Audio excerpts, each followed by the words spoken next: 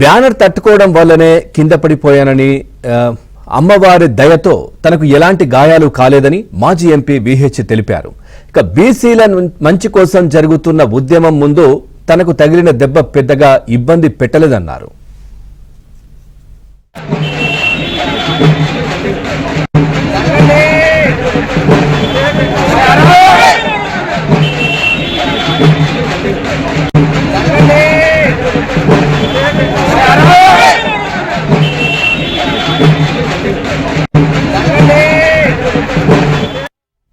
ప్రధాని మోదీ తలుచుకుంటే బీసీలకు మంచి జరుగుతుందంటున్న విహెచ్ తో మా correspondent Siddharth face to face ఇప్పుడు చూద్దాం.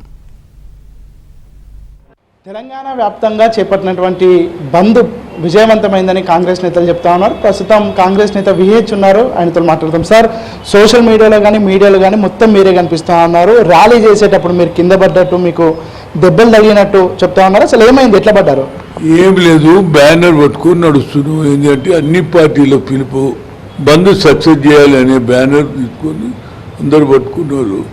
అయితే ఆ బ్యానర్ పెద్దది ఉన్నది కాబట్టి కిందికి భూమి మీద మేము కాళ్ళు ఇట్లా ముందుకు వేసినప్పుడు మిగతా వాళ్ళందరూ పట్టుకున్నారు. నేను పట్టుకున్నప్పుడు కింద పడుతుంది కదా, ఇట్లా పట్టుకుంటే అది బ్యానర్ మీద కాలు పడ్డది కాబట్టి నేను కింద స్పీడ్గా పడిపోవడం. అయితే లక్కీగా ఏమైందంటే అక్కడ రాయి లేదు, రోడ్డు ఉంటే నేను చేతుల మీద పొడుగు ఇట్లా పడ్డా. సమయంగా చేసిన ఎలాంటి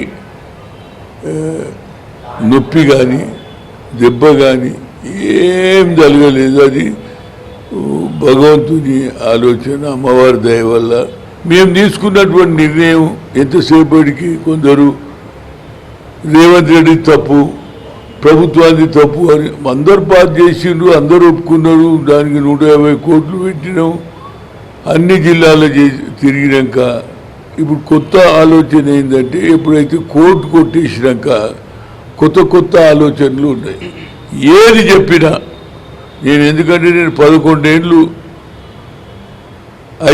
ఐఐఎంలో రిజర్వేషన్ రావాలని పెద్ద యుద్ధం చేసినాం. ఆ యుద్ధంలో ఫైనల్ సుప్రీంకోర్టు కొట్టేసింది. అప్పుడు ఆల్టర్నేట్ ఏంటంటే పార్లమెంట్.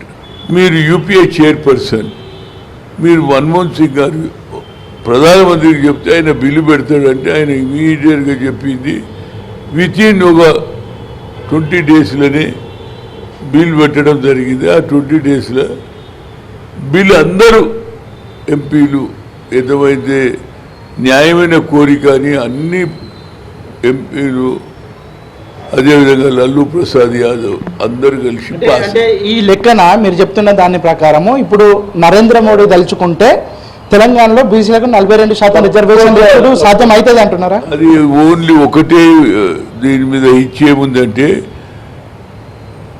ఇందిరా సాహని కేసులో ఆనాడు మండల్ కమిషన్లో నిర్ణయం అయింది, ఏ రిజర్వేషన్ అయినా 50% దాటుతుంది. కానీ ఇందులో మేము ఏమంటున్నామంటే, ఆయన ఈడబ్ల్యూఎస్ అనేది పెట్టుకున్నాడా లేదా? ఏది ఎకనామికలీ వీకర్ సెక్షన్, అగ్రకులాల్లో అది పాస్ అయింది కదండి 10%. మరి ఇదేందుకు పాస్ కాదు? బీసీలకు వ్యతిరేకంగా కమండల ఉద్యమాన్ని నడిపించినటువంటి బీజేపీ ఇప్పుడు బీసీలకు రిజర్వేషన్లు ఇచ్చే వాళ్ళకు అంత మానవత్వమో దాతృత్వమో ఉంటుందా? మానవత్వం ఉండాలండి. ఆయననే బీసీ కదా. అన్నిటికంటే టెక్నికల్ పాయింట్ ఏంటంటే, ఆయన తనే నేను బీసీని అంటుండు. ప్రధానమంత్రి ఇంతవరకు ఎవరు కాలేదు దేశంలో బీసీ, ఆయననే అన్నాడు. ఆయనకు చిత్తశుద్ధి ఉన్నదా లేదా ఒకటి. రెండోది, ఇది మాది న్యాయమైన కోరిక. ఈ న్యాయమైన కోరికకు రాహుల్ గాంధీ ఒక అడుగు ముందుకేసి మేము పవర్లో వస్తే ఇది 9th షెడ్యూల్లో దీన్ని పెట్టి పాస్ చేస్తా అన్నాడు. మా నాయకుడు బిల్లు ఇంట్రడ్యూస్ చేస్తాడు, దానికి ప్రధానమంత్రి చేస్తారా లేదా అని తేలిపోవాలండి. వీడియో జర్నలిస్ట్ రాజుతో సిద్ధార్థ, ఏబిఎన్ ఆంధ్రజ్యోతి, హైదరాబాద్.